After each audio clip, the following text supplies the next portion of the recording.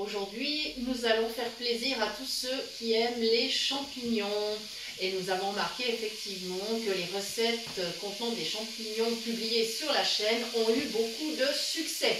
Alors on se permet de récidiver. Voilà, aujourd'hui, eh bien, ce sont des champignons stroganoff. Bonjour les amis, bienvenue, nous espérons que vous allez bien. Et de notre côté, tout se passe à merveille. Alors, nous allons vous expliquer cette recette. Alors, champignons stroganoff, je ne sais pas d'où vient cette appellation. C'est une recette que nous avons trouvée sur le site de Betty Bossy et que nous adaptons légèrement. Je vous donnerai les différences entre la recette originale et celle que nous réalisons aujourd'hui. Première étape, nous avons préparé de l'oignon, donc bien sûr épluché, émincé. Des petites pommes de terre amandines que nous avons lavées. Évidemment, nous ne les épluchons pas, elles sont toutes petites. Coupées en morceaux et ajoutées aux oignons avec un petit peu d'huile d'olive. Et c'est le bruit que vous entendez. C'est en train de rissoler dans la casserole. Voilà. Si vous n'avez pas de pommes de terre amandines sous la main, ce n'est pas grave. Vous pouvez utiliser une variété de pommes de terre à chair farineuse. La plus courante étant la Winch, mais il y en a d'autres. En tout cas, il faut une pomme de terre qui fonde bien. Ça, c'est important parce qu'il faut que ça soit bien fondant au moment où le plat sera terminé. Voilà, donc on est en train de faire revenir ces pommes de terre, ces oignons. Voilà, on va laisser un petit peu colorer doucement. Je vais laisser un petit peu le feu. Voilà. Je remue évidemment afin que ça ne colle pas. J'ai pris une casserole à bord haut. Vous pouvez évidemment le faire dans une poêle à frire pour autant que cette poêle ait des bords suffisamment hauts. Sinon, il y a le risque d'en mettre à côté et ce n'est pas le but, bien évidemment. Cette recette est une recette végétarienne, bien évidemment. Elle ne contient pas de gluten. Elle contient par contre un peu de lactose parce que nous allons tout à l'heure incorporer de la crème. Mais vous pouvez tout à fait utiliser une crème végétale, par exemple crème de soja ou autre, à la place de la crème traditionnelle. Ce qui vous permettra effectivement dans ce cas-là d'avoir une recette sans lactose également. Voilà. Alors, rien ne vous empêche évidemment d'utiliser cette recette en accompagnement. Vous pouvez la déguster telle qu'elle, donc comme plat végétarien, ou alors vous pouvez utiliser pour accompagner une grillade.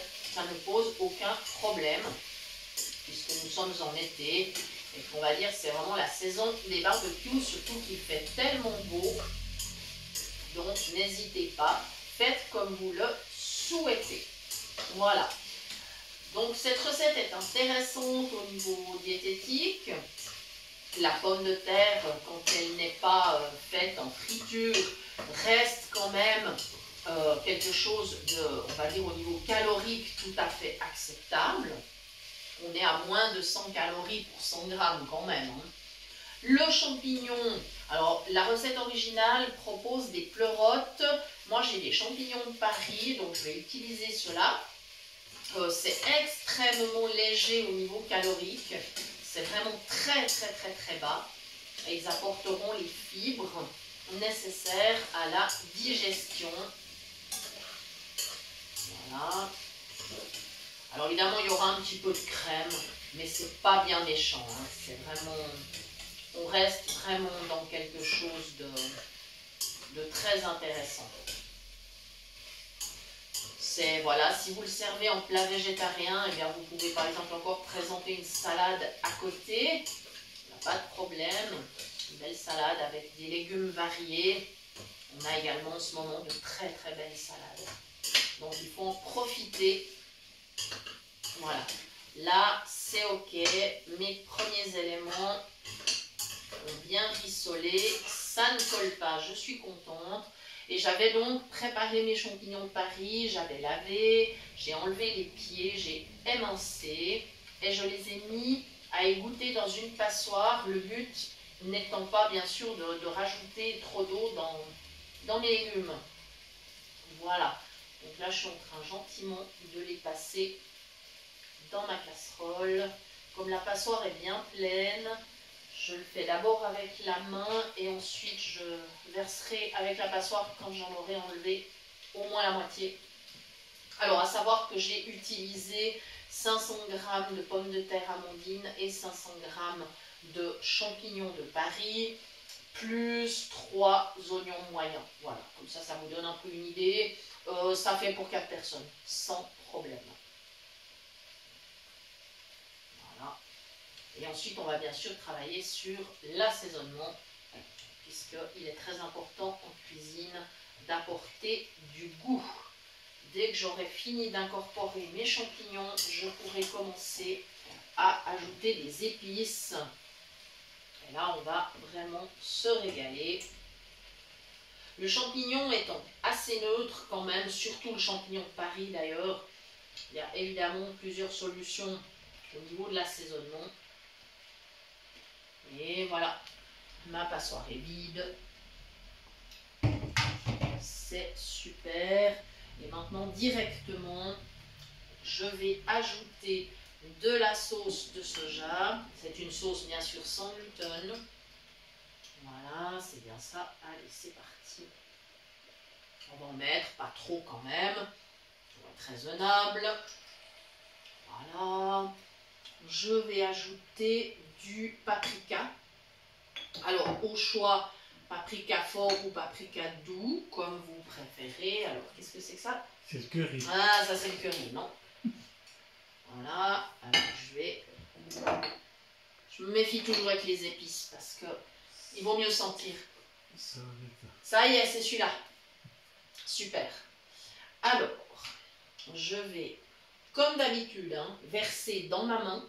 Comme ça, j'arrive à mesurer ce que je mets dans la casserole. Et ça m'évite aussi d'avoir de la vapeur qui monte dans le bocal à épices. Parce que si c'est le cas, mon paprika va se tasser au fond du bocal, il va durcir. C'est pas le but. Voilà. Je vais mettre 3, ça fait environ 3 cuillères à soupe. J'ai mesuré dans ma main. Voilà.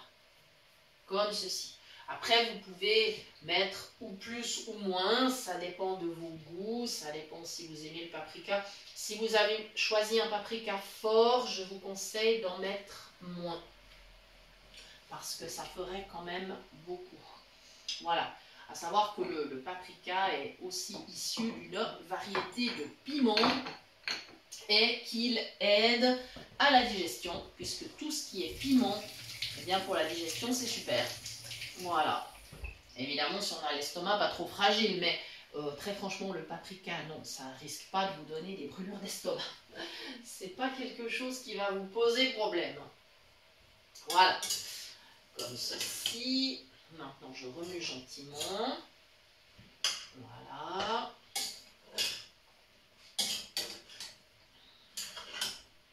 Je profite de l'occasion pour vous remercier, vous tous qui nous suivez. Bienvenue aux nouveaux abonnés. Vous êtes de plus en plus nombreux, ça nous fait extrêmement plaisir. Merci pour vos partages, vos commentaires, vos j'aime, vos messages. Merci à tous ceux qui référencent la chaîne. Et ils sont de plus en plus nombreux aussi. Nous collaborons bien sûr toujours avec l'association Phoenix, avec nos amis de Génération Web, une super station de radio, la bibliothèque sonore Romonde, voilà, qui sont nos principaux collaborateurs. Et ensuite, bien évidemment, eh bien, tous les groupes qui nous référencent, qui partagent nos recettes, en tout cas, merci infiniment. Les groupes, les pages, la page cuisine du bout des doigts, voilà. On a une excellente collaboration avec vraiment plein de monde et on en est très très très heureux. Voilà, maintenant je vais ajouter de la crème. Voilà, vous aurez remarqué que le feu est un feu doux. Je dois être à peu près à 3-4 sur 9. Voilà, j'ouvre ma crème. Je vais donner un tout petit coup de couteau pour l'ouvrir. Ça y est, c'est fait. Alors faites-le plutôt avec un ciseau. Je ne vous donne pas le bon exemple là, je suis désolée. Faites-le plutôt avec un ciseau. Voilà. J'ajoute. Au moment de servir, je mettrai quelques tours de moulin à poivre. Voilà. Mais on va dire que l'élément dominant dans cette recette, ce sera le paprika. Hein. Voilà, tout à fait. Je vais remonter temporairement le feu, mais temporairement, hein, parce que ensuite, je vais laisser mijoter au moins 20-25 minutes, en surveillant bien sûr que ça n'attache pas, que ça ne colle pas. Voilà. Et je vais même, sur la fin, je pense, ajouter peut-être un petit peu de persil. Voilà, parce que ça fera une jolie décoration, ça fera une présentation qui sera super sympa. Voilà. Ouais, c'est reparti. Si on s'aperçoit qu'il n'y a pas assez de liquide, on peut ajouter un petit peu d'eau. Bon, faut pas exagérer. Le but, c'est pas non plus de noyer les légumes. Hein. Voilà, c'est pas de la soupe. Hein. On est bien d'accord.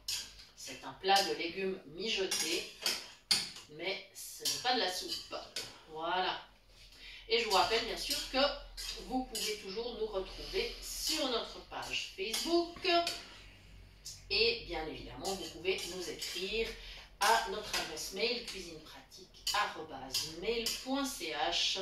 Nous vous répondons avec très grand plaisir dans un délai de 2 jours. Voilà, dès que ce sera terminé, eh bien, je vais couvrir, je vais baisser le feu et laisser mijoter. Alors, je vous dis encore que la recette originale prévoit que tout à la fin, on puisse ajouter des petites rondelles de concombre au vinaigre. Alors moi, j'ai trouvé ça un petit peu étrange. Je ne vais pas le rajouter. Maintenant, libre à vous. Je vous donne la recette telle qu'elle est. Faites-nous un retour d'expérience si jamais vous ajoutez les petits morceaux de concombre. Voilà. En tout cas, nous vous souhaitons beaucoup de plaisir à réaliser cette recette et nous vous donnons rendez-vous très bientôt pour de nouvelles idées cuisine. Merci.